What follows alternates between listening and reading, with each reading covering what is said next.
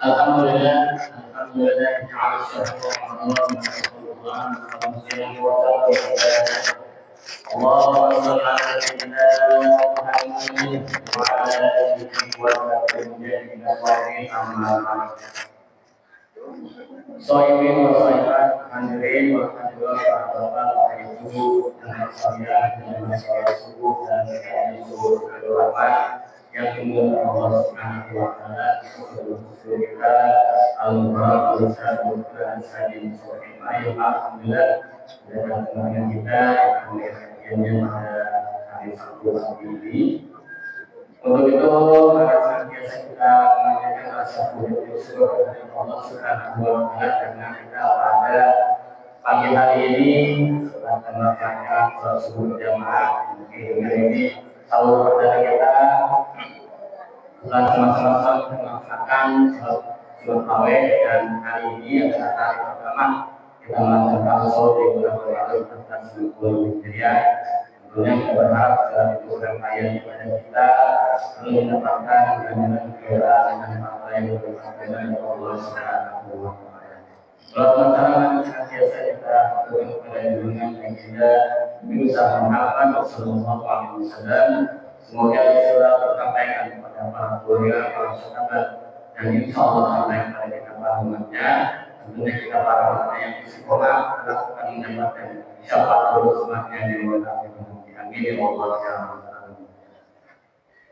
Jamaah rahimakumullah, mari sama-sama kita awali pertemuan kita dengan membaca surah Al-Fatihah. Semoga Allah yang mulia segala urusan kita dikabulkan oleh Allah Subhanahu wa taala dan kita diberikan kesehatan yang prima sehingga kita bisa melaksanakan ibadah saum satu bulan penuh di bulan Ramadan.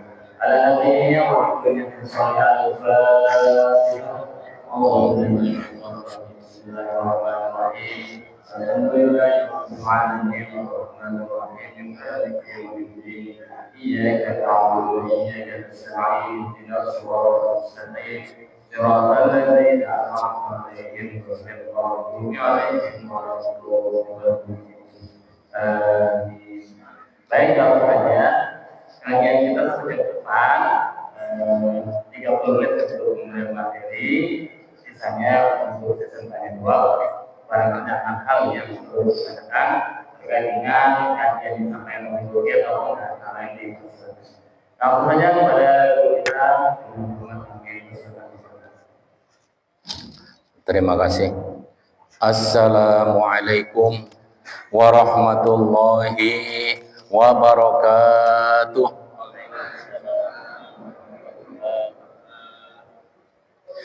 Bismillahirrahmanirrahim. Alhamdulillahilladzi ja'ala Ramadana syahrus siyam. Wassalatu wassalamu ala sayyidina Muhammadin asrafil anam wa ala alihi wa sahbihi ya nabil ulumi wal hikam. Amma ba'du. Yang saya hormati segenap pengurus DKM Masjid Baitur Rahman, yang saya hormati segenap pengurus YPI Baitur Rahman, para jamaah, bapak-bapak, ibu-ibu, adik-adik remaja dan anak-anak sekalian yang dimuliakan Allah Subhanahu wa taala. Alhamdulillah, pada hari yang pertama di bulan Ramadan ini kita bisa bertemu untuk melaksanakan sholat subuh berjamaah, dilanjutkan dengan taklim sebagaimana biasa. Dan mohon maaf, ini kelihatannya tidak cukup fotokopiannya, karena biasanya saya hanya membawa 40 atau 45. Ternyata sekarang lebih banyak lagi, sehingga mohon maaf tidak semuanya. Dan biasa saya selalu membawa catatan karena supaya mudah untuk diingat kembali. Inilah bedanya taklim dengan tabligh. Kalau tabligh itu hanya menyampaikan, tujuannya i'lam, hanya sekedar tahu, tapi tidak mendetail. Sedangkan kalau taklim itu tujuannya tazidul ulum, menambah ilmu. Karena menambah ilmu, maka supaya bisa dipelajari kembali, benar-benar ilmunya bisa tambah, dan bisa juga nanti oleh bapak-bapak, ibu-ibu disampaikan di tempat lain. Dalil-dalilnya sengaja saya tulis. Apalagi ini baru hari pertama, mungkin bapak ibu ada tugas untuk kultum di tempat lain, bisa disampaikan materi ini. Izinkan pada kesempatan kali ini saya menyampaikan 5 bekal agar Ramadan berkualitas. Agar Ramadan kita berkualitas, maka setidaknya ada 5 bekal yang perlu kita persiapkan. Dan kita semua yakin bahwa semua kita umat mukmin, karena yang disuruh puasa adalah orang yang beriman, semua kita orang-orang yang beriman menginginkan agar Ramadan tahun ini adalah Ramadan yang terbaik. Kenapa? Karena tidak ada jaminan Ramadan tahun depan kita masih dapat bertemu lagi. Karena pada Ramadan tahun ini, yang Ramadan tahun depan masih ada bersama kita, sekarang sudah tidak ada, sudah dipanggil menghadap Allah. Oleh sebab itu, mumpung masih ada kesempatan, manfaatkan Ramadan ini dengan sebaik-baiknya. Jadikanlah Ramadan ini Ramadan yang terbaik yang pernah kita alami. Agar kita bisa menjadikan Ramadan yang terbaik, maka 5 bekal ini harus dipersiapkan. Yang pertama yaitu bekal jasadiyah, bekal fisik. Kita harus mempunyai fisik yang prima. Karena kalau orang sakit, bagaimana bisa tarawih 23 rakaat? Apalagi hujan, apalagi belum ada kepastian dari pemerintah. Sebelum Isya, saya sudah menunggu, belum ada kepastiannya. Apakah ini tarawih atau tidak? Tapi di masjid saya yakinkan, pokoknya hari ini kita tarawih saja. Kenapa? Muhammadiyah sudah memastikan, kalaulah bukan tarawih karena Ramadan belum sampai, ya qiyamul lail, berarti tidak ada yang pulang, sehingga jamaahnya alhamdulillah masih banyak. Walaupun tidak sebanyak seperti biasa malam pertama, tapi alhamdulillah masih banyak. Karena sebelum sholat Isya sudah saya pastikan seperti itu. Kita tetap hari ini insya Allah melaksanakan sholat tarawih. Kalau nanti pengumuman ternyata bukan Ramadan besok, maka minimal kita melaksanakan qiyamul lail tetap di sini, sehingga jamaahnya tidak pergi. Jadi yang pertama adalah persiapan fisik. Kalau kita fisiknya kuat, insya Allah puasanya juga akan bersemangat, baca Qur'annya bisa lebih banyak. Kemudian untuk sholat duhanya juga bisa 12 rakaat dan lain sebagainya.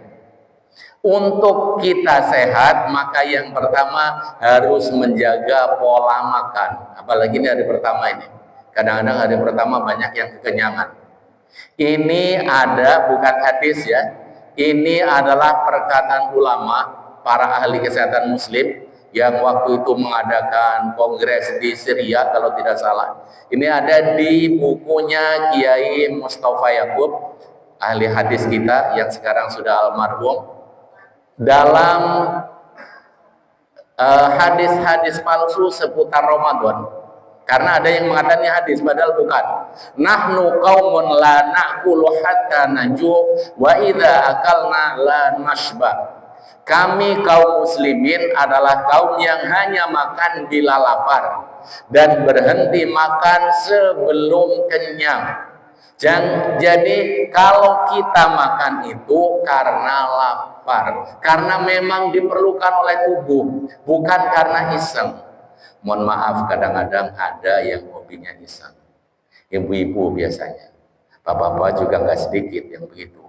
Hobinya ngemil, sudah makan nasi ada apa cemilan terus saja ngemil. Bahkan saking isengnya kadang-kadang kuaci dimakani, kan nggak jelas, nggak mendatangkan kenyang.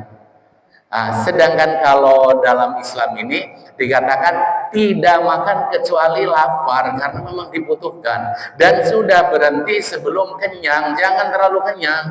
Nanti kalau buka jangan kolak, kemudian ada nasi, kemudian es buah dan seterusnya semakan. Nanti sholat maghribnya bisa telat. Kemudian isanya sudah kekenyangan, nggak bisa terawih. Oleh sebab itu pola makan harus dijaga. Kemudian yang kedua, istirahat yang cukup. Jangan sampai karena kita ingin untuk menjadikan Ramadan ini benar-benar Ramadan yang terbaik yang pernah kita alami, kita mengurangi waktu istirahat sehingga fisiknya menjadi lemah bahkan sakit. Ini hadis riwayat Imam Bukhari dan Muslim, dikatakan inna li jasadika alaika haqqa, sesungguhnya tubuhmu memiliki hak darimu. Kalau waktunya istirahat ya istirahat, jangan sampai memaksakan diri sampai sakit. Bahkan kalau bisa sih, karena matahari adalah sumber kesehatan, setiap hari minimal ya bagi yang sudah 50 ke atas, apalagi yang sudah pensiun, barangkali harus berjemur supaya badannya lebih sehat, lebih fit lagi. Jangan sampai kita males gerak, kemudian males berjemur, nantinya menjadi sakit, apalagi makannya tidak seimbang gizinya. Usahakan bisa itu. Di samping kita melaksanakan gerak badan, paling tidak berjemur di matahari pagi karena mengandung ultraviolet vitamin D.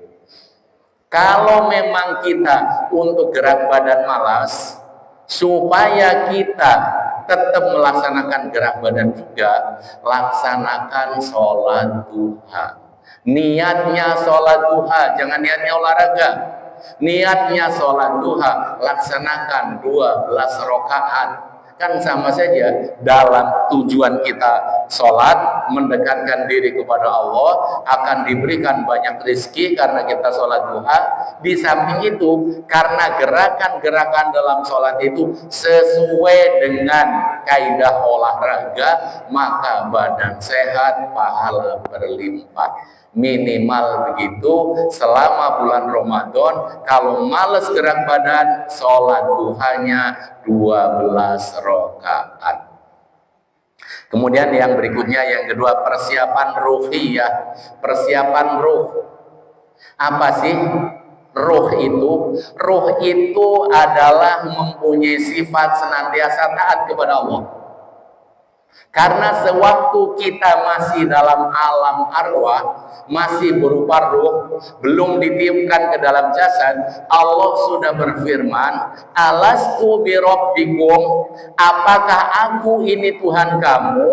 Maka semuanya ruh menjawab, qalu bala syahidna, ya kami bersaksi bahwa engkau adalah Tuhan kami.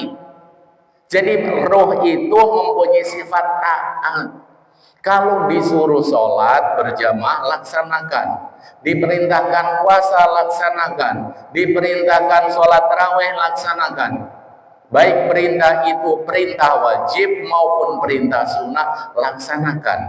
Tapi roh setelah dibungkus dengan jasad, dipengaruhi oleh nafsu, kadang-kadang ruhnya tidak suci lagi, tidak sebagaimana dulu. Oleh sebab itu nanti yang akan menghadap kepada Allah adalah ruh. Maka ruhnya kembali kepada Allah dalam keadaan suci. Jadi persiapan yang kedua, selama bulan Ramadan semua perintah Allah taat akan saya laksanakan. Sami'na wa ata'na. Kemudian yang ketiga, persiapan amaliyah atau persiapan kegiatan amal yang akan kita laksanakan. Seorang apabila dia mau melaksanakan sesuatu, supaya sesuatu bisa terlaksana dengan baik, pasti harus ada rencana, ada target, bahkan ada langkah-langkah, ada strategi yang harus dilaksanakan, baru hasilnya akan optimal. Tapi kalau orang tidak mempunyai target, ya sudah, dia akan santai saja. Maka kita harus mempunyai target. Ada kata-kata bijak dari Abu Bakar As-Siddiq. Beliau pernah mengatakan, man dakhalal qabra bila zadin faka'annama raqibal bahra bila safinatin. Barang siapa yang masuk kubur tanpa bekal, maka dia seakan-akan mengarungi lautan tanpa perahu. Jelas lautannya luas, diarungi tidak menggunakan perahu. Dengan perahu saja belum tentu selamat, apalagi tidak dengan perahu. Apalagi kalau orangnya tidak bisa berenang. Inilah pentingnya persiapan. Ada target yang ditentukan. Kalau bagi seorang guru, biasanya ada nasihat, kalau kamu gagal membuat persiapan, sama saja sedang mempersiapkan kegagalan. Kalau gagal membuat persiapan, berarti sedang mempersiapkan kegagalan. Yang lebih menggugah kita lagi, semboyannya TNI. Lebih baik bermandi keringat dalam persiapan daripada mandi darah dalam peperangan. Maka para TNI walaupun tidak ada perang, mereka selalu berusaha untuk ahli, untuk mahir dalam hal persenjataan. Kalau nanti terjadi peperangan, dia sudah siap, tidak akan bermandi darah. Inilah pentingnya adanya target, adanya persiapan. Bapak Ibu hadirin hadirat yang dimuliakan Allah, kita umat Islam sebenarnya sudah mempunyai target, tapi kadang-kadang targetnya itu terlupakan. Di surat Al-Baqarah yang sering kita baca sebagai doa, Rabbana atina fid dunya hasanah wa fil akhirati hasanah wa qina adzabannar. Jadi targetnya orang Islam itu apa? Yaitu hidup di dunia dengan hasanah, dengan baik, hidup di akhirat dengan baik, terhindar dari api neraka. Jadi kalau kita hidup di dunia ini selalu mempunyai dua tolok ukur itu tadi. Kalau kita malas di dunia, malas bekerja, malas belajar, malas berusaha, bagaimana mungkin hidupnya akan bahagia? Maka kita harus bersemangat. Tapi kalau kita ingin bahagia di dunia, ya, dengan mengoplos BBM supaya kaya raya, Pertalite dioplos menjadi Pertamax misalnya, iya memang mungkin bisa di dunianya bahagia, tapi di akhiratnya bagaimana? Neraka nanti. Kita punya targetnya fid dunya hasanah, fil akhirah hasanah. Kalau kita ingin supaya bahagia di dunia dengan cara seperti itu, di akhiratnya nanti neraka. Kalau ada laut dipagari, diaku sebagai milik sendiri, ya di dunia yang mungkin bisa jadi kaya raya, bahagia, tapi di akhiratnya bagaimana? Karena kita sudah mempunyai target, mempunyai tujuan, fid dunya hasanah wa fil akhirati hasanah.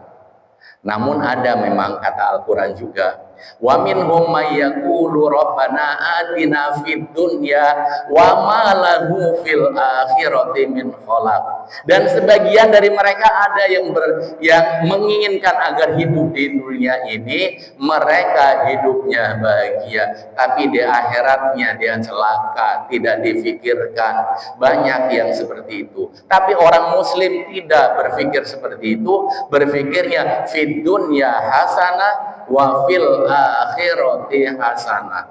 Sehingga apabila kita melakukan suatu perbuatan, kira-kira ini bisa menjadikan di dunia bahagia enggak? Oh iya bisa, tapi di akhiratnya bagaimana? Kalau di akhiratnya tidak akan menjadikan bahagia, tinggalkan. Bapak Ibu hadirin hadirat yang dimuliakan Allah, kemudian berikutnya yaitu persiapan ilmiah, persiapan berupa ilmu. Apabila seseorang melaksanakan sesuatu tanpa dengan ilmu, maka akan sering terjadi kesalahan yang fatal. bahkan mengakibatkan kehancuran. Nasihat yang bijak yang disampaikan oleh Imam Ibnu Ruslan dalam kitab Zubatnya, beliau mengatakan dalam sebaik syairnya, wa kullu man bi ghairi ilmin ya'malu a'maluhu mardudatun la tuqbalu. Adapun setiap orang yang beramal tanpa menggunakan ilmu, maka amalnya mardudatun, tertolak, la tuqbalu, tidak akan diterima. Oleh sebab itu, saya berharap kepada kita semua agar mempelajari kembali bab puasa, supaya puasa kita benar-benar puasa yang berkualitas, puasa yang diterima oleh Allah Subhanahu wa Ta'ala. Karena ada dalam hadis Nasa'i dan Imam Ibnu Majah dikatakan, kam min shaimin laisa lahu min siyamihi illal ju' wal atos. Betapa banyak orang yang puasa tidak mendapatkan apa-apa dari puasanya selain haus dan lapar. Sudah haus, lapar, tidak dapat puasa, rugi. Kenapa? Karena tidak memakai ilmu.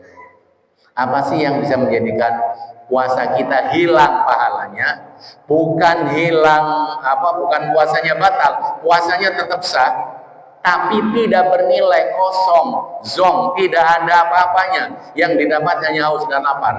Karena diantaranya al-kidbu, puasa masih suka bohong. Kemudian wan namimah, puasa masih mengadu domba. Wal ghibah, puasa masih suka ngerumpi. Kemudian an-nadharu bisahwat, suka melihat dengan syahwat.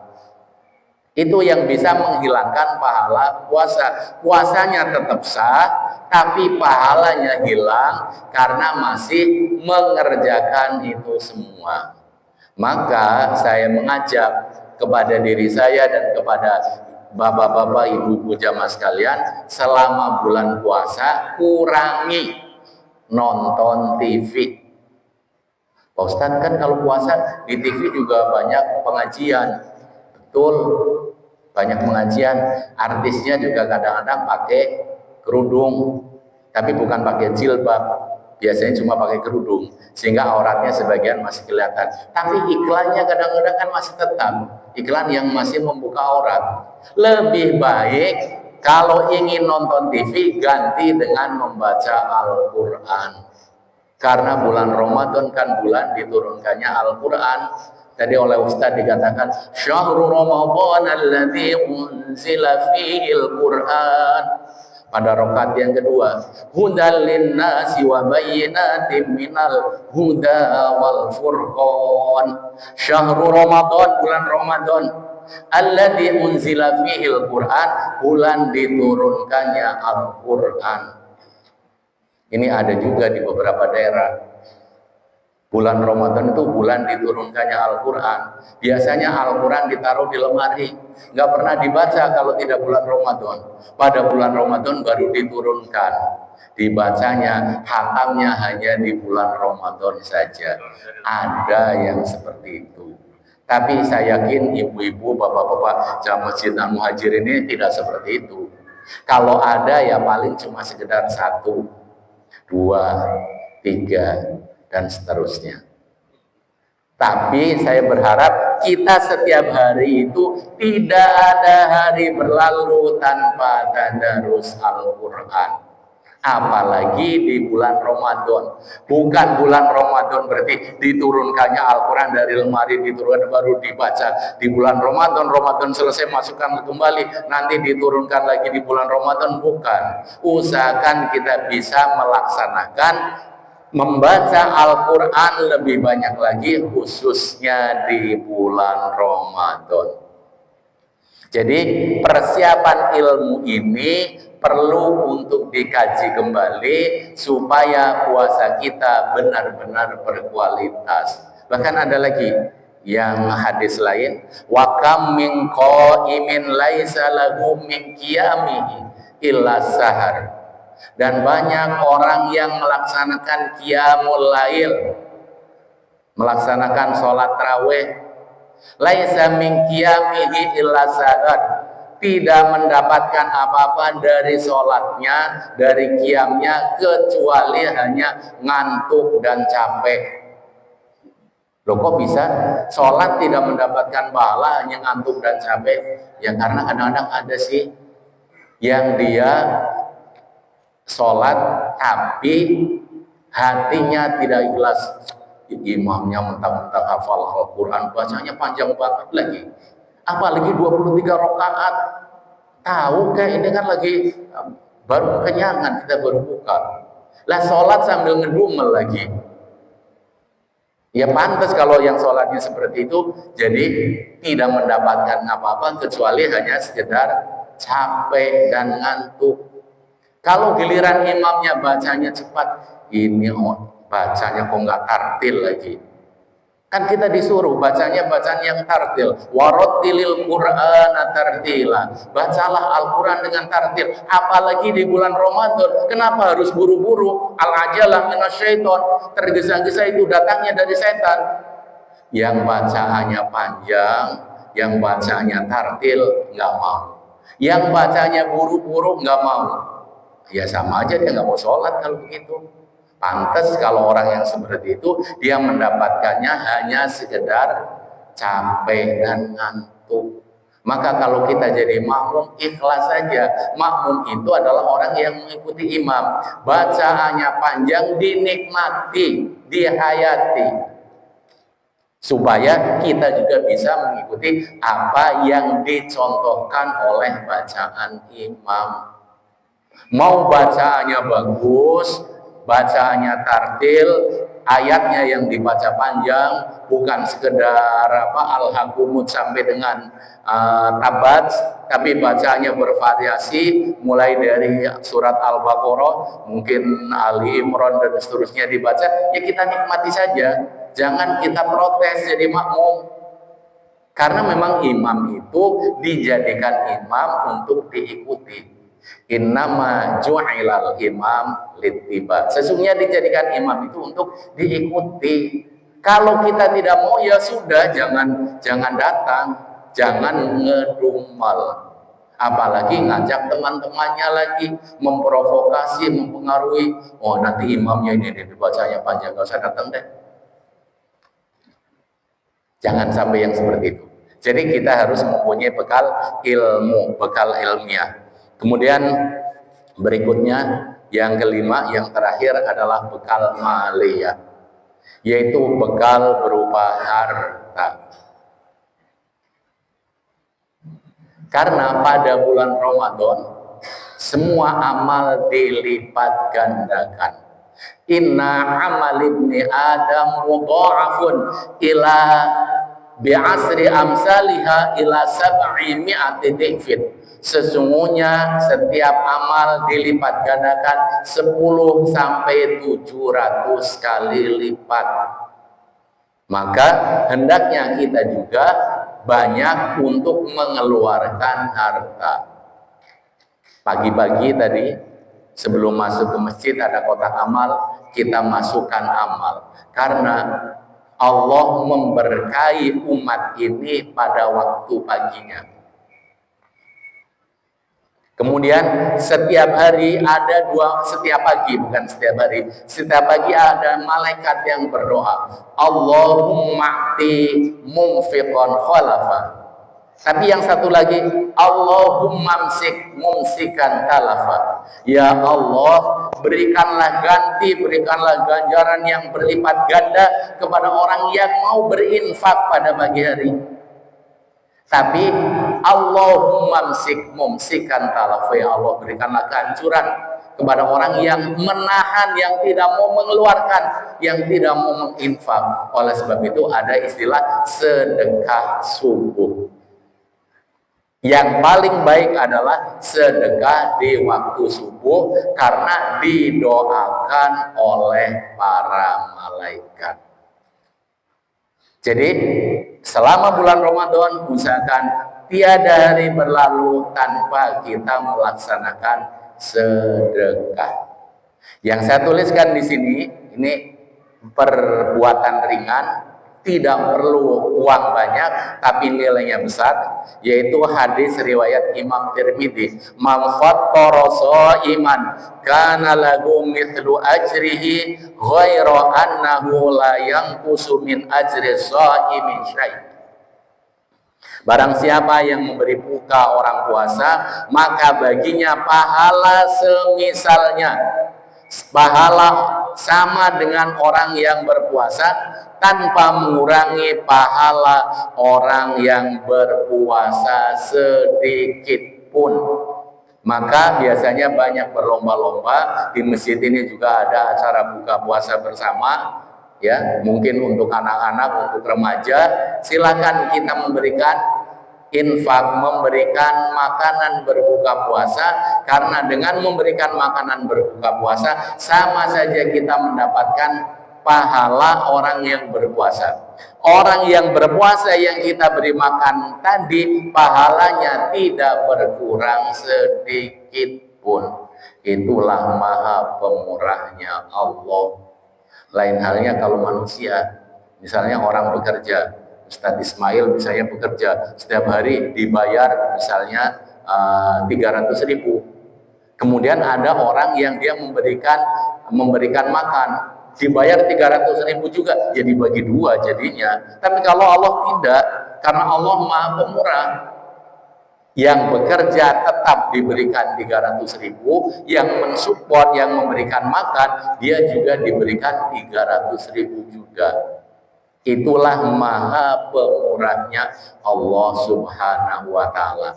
Oleh sebab itu, jangan disia-siakan selama bulan Ramadan kita senantiasa untuk berinfak. Kita ajari anak-anak kita juga untuk berinfak. Dan yang terakhir yang mungkin bisa menggugah kita, al-jannatu mustaqatun ila arba'ati nafarin. Surga itu merindukan kepada 4 golongan. Yang pertama, ini kalau kita ingin dirindukan oleh surga, surga ingin dimasuki oleh kita, talil Quran. Orang yang senantiasa membaca Al-Quran, tilawah Al-Quran, talil Quran. Yang kedua, wa mut'imil ji'an, orang yang memberikan makan kepada orang yang kelaparan, baik untuk yang berbuka puasa atau mungkin kepada orang miskin yang kelaparan, kita memberikan infak mereka yang kelaparan. Orang yang memberikan infak kepada orang yang kelaparan itu dirindukan oleh surga. Wa mut'imil ji'an. Yang berikutnya wa hafidil lisan, dan orang yang menjaga lisannya. Lisannya ini tidak berbicara kecuali yang bermanfaat. Karena Nabi menyuruh fal yaqul khairon aw liyasmut, hendaklah kalian berkata yang baik, kalau tidak bisa lebih baik diam. Orang yang menjaga lisan, maka dia termasuk orang yang dirindukan surga. Wassaimi fi Ramadan, dan yang keempat adalah orang yang berpuasa di bulan Ramadan. Mudah-mudahan kita semua termasuk orang yang dirindukan oleh surga, dan mudah-mudahan kita bisa mengisi Ramadan tahun ini dengan amaliyah yang bermanfaat sehingga puasa kita berkualitas, dan nanti kita selesai puasa bisa Idul Fitri, kembali kepada kesucian tanpa noda dan dosa, kayaumi waladatu ummu, seperti bayi yang baru dilahirkan dari perut ibu.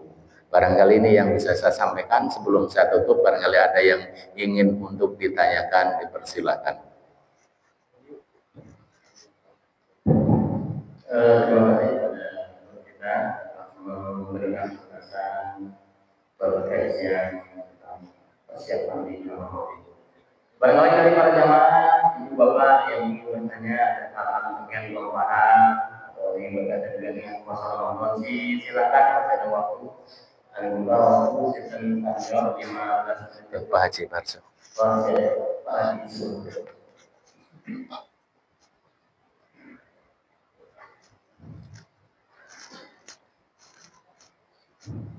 Bismillahirrahmanirrahim. Assalamualaikum warahmatullahi wabarakatuh. Waalaikumsalam warahmatullahi wabarakatuh. Terima kasih Ustaz, kita diberikan kesempatan untuk bertanya. Tadi saya mendengar bahwa orang yang membaca Al-Quran nanti akan dihidupkan di surga. Yang menjadi pertanyaan saya, kalau hanya membaca yang tidak dibaca dengan artinya, apakah juga itu sama? Karena kalau yang saya jelaskan, kebanyakan yang membaca ayat-ayat Al-Quran yang Pak. Jadi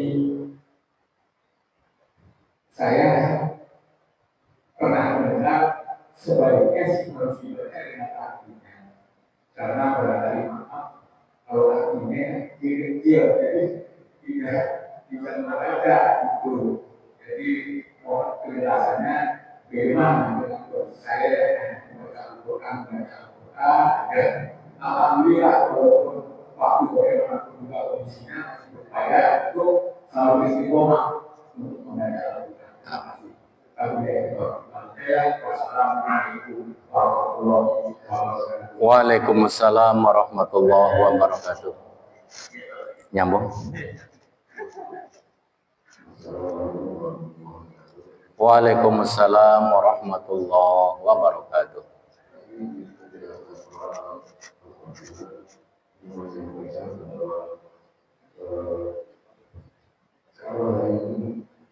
Belum masuk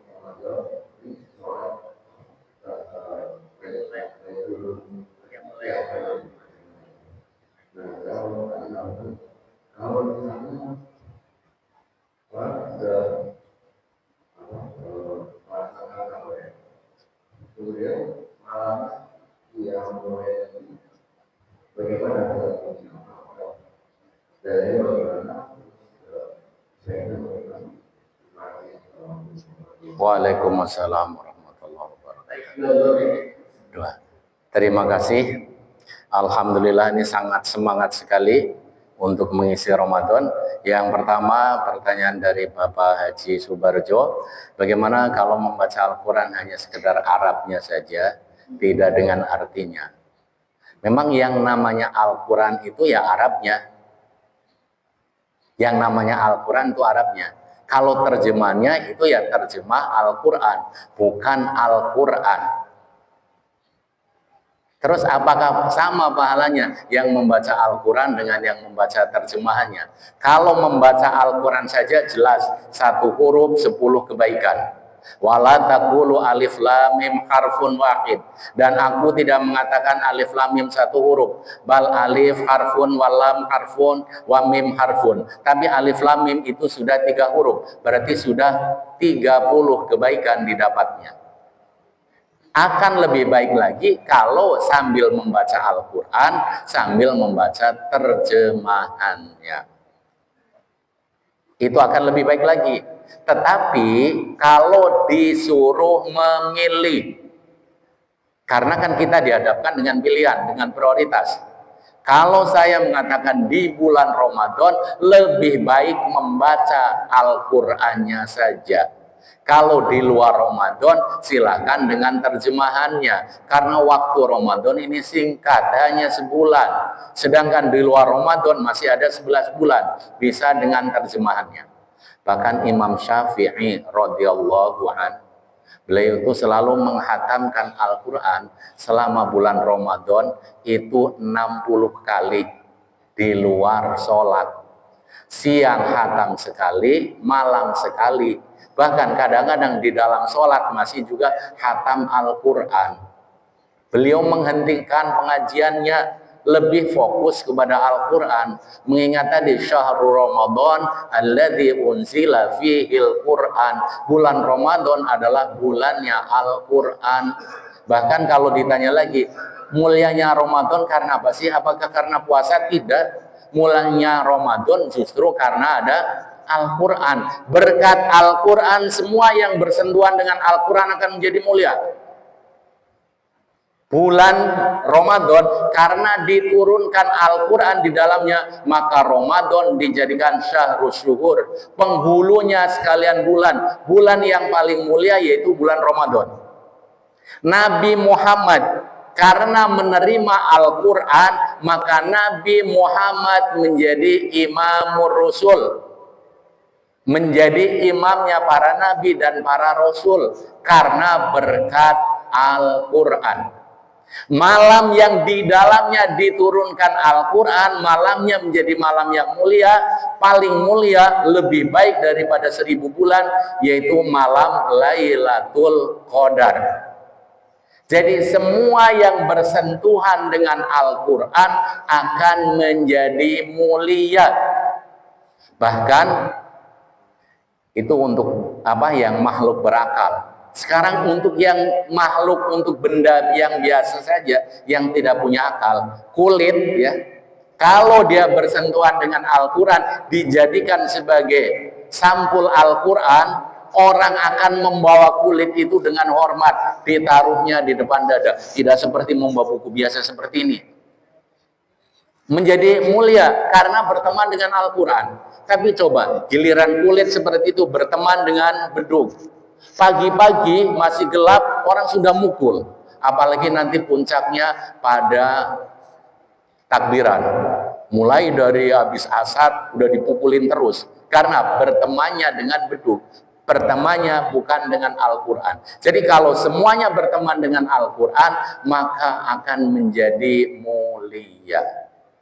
Kemudian saya tambahkan lagi, ini biasanya Pak Haji ada yang suka memotivasi, tapi saya pikir agak kurang tepat. Kita tidak usah mentargetkan harus khatam sekian kali. Yang penting kita membacanya tartil, bagus. Sehingga ini kelihatannya memang bagus, tapi saya pikir kurang tepat khusus di bulan Ramadan. Daripada kita membacanya sedikit tartil, lebih baik kita membaca banyak tapi tartil.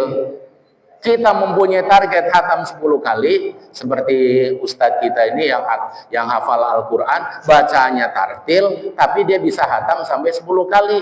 Imam Syafi'i sampai 60 kali, itu bagus. Daripada cuma 1 juz, 1 bulan, bacanya tartil cuma 1 juz. Jadi jangan membandingkan yang tidak seimbang. Kalau orang mengatakan katanya harus membandingkan apple to apple. Kalau yang tartil ya dibandingkan dengan yang tartil. Daripada 30 juz tapi tidak tartil. Apalagi cuma setengah juz tidak tartil. Lebih jelek lagi. Jadi yang baik bagaimana? Yang paling baik yaitu khatam sampai misalnya 10 kali, 5 kali, 3 kali, minimal 1 kali, tapi bacaannya tartil daripada cuma bacaannya 1 juz sudah tidak tartil lagi. Kadang-kadang ada yang memberikan motivasi seperti itu. Maka saya tekankan di sini lebih baik banyak tapi dia tartil daripada sedikit tapi tidak tartil. Sama saja kalau dalam bersedekah, sedekahkan yang penting ikhlasnya, daripada banyak nggak ikhlas, lebih baik sedikit tapi ikhlas. Salah. Kalau kata saya lebih baik banyak ikhlas daripada sedikit tidak ikhlas. Sudah sedikit tidak ikhlas lagi. Ya. Lah kalau membandingkan yang satu sedikit ikhlas banyak tidak ikhlas, yaitu tidak apple to apple kan. Kalau ikhlas ya bandingannya dengan ikhlas. Kalau tidak ikhlas sama dengan tidak ikhlas. Jadi kalau untuk Al-Quran tadi selama bulan Ramadan saya lebih banyak menganjurkan lebih baik membaca Al-Qurannya saja. Sedangkan di bulan selain Ramadan, nanti silakan dengan terjemahnya baik. Tapi kalau memang mau membaca dengan terjemahnya, silakan. Itu juga tidak apa-apa. Baik juga. Yang tidak baik, yang tidak mau membaca Al-Quran. Kemudian berikutnya dari Bapak Haji Didi, mengatakan kalau kita sudah sholat tarawih di masjid, kemudian pulang, kita ingin melaksanakan qiyamul lail. Boleh atau tidak? Jawabannya boleh. Yang jelas, jangan sampai witirnya 2 kali. Kalau witirnya 2 kali, witir kan artinya ganjil. Ganjil ditambah ganjil ya jadinya genap nanti. Witirnya cukup sekali. Atau kalau memang mau mengikuti yang lain lagi juga boleh. Kita di masjid hanya melaksanakan sholat tarawih saja. Jadi 20 rakaat kita melaksanakan, kemudian witirnya kita berhenti istirahat. Karena nanti di rumah kita akan melaksanakan qiyamul lail, melanjutkan lagi, dan ditutup dengan witir. Karena witir artinya sholat yang berfungsi sebagai penutup, maka dilaksanakan di akhir. Yang seperti itu juga silakan. Atau di sini melaksanakan sudah witir, tapi nanti melaksanakan di rumah qiyamul lail lagi, silakan, tapi jangan ditutup lagi dengan witir. Ya, barangkali penjelasannya seperti itu untuk Pak Haji Barso sama Pak Haji Didi. Masih ada lagi atau cukup? Karena itu karena juga waktu sudah pukul 6, karena kita akhirnya saya mohon Mari kita akhiri dengan bersama-sama menengadah tangan doa kepada Allah Subhanahu wa taala. Mudah-mudahan ibadah kita diterima oleh Allah Subhanahu wa taala dan kita bisa mengisi Ramadan ini dengan ibadah semaksimal mungkin. Astaghfirullahaladzim, astaghfirullahaladzim, astaghfirullahaladzim, lakal hamdu ya maulana ya ma'bud, ya dzal jalali wal ikram. Allahumma shalli ala sayyidina Muhammad wa ala ali sayyidina Muhammad.